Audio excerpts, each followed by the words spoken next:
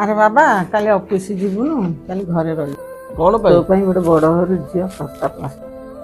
ଝିଅ ଘର ଲୋକ ଦେଖିବାକୁ ଆସିବେ, କାଲି ରହିବୁ, କାଲି ଅଫିସ ଯିବୁନୁ।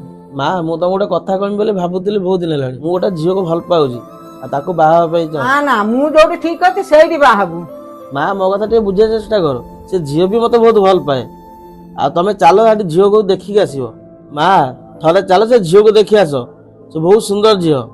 ଆସ ତମେ ଆସ, ଦେଖିଲେ ଜାଣିପାରିବ। ଏତିକି ଚାଲ।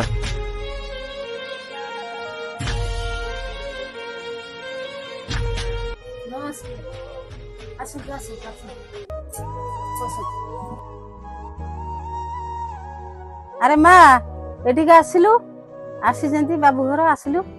हर प्रेम कहानी उस दिन शुरू होती है जब दो लोग मिलते हैं। ଝୁପୁରି और ଘରେ खत्म ଝିଅକୁ तब ଭଲ होती ପାଇଛୁ है ନା, जब वो କଦା ବି ବୋଉ କରିବୁନି।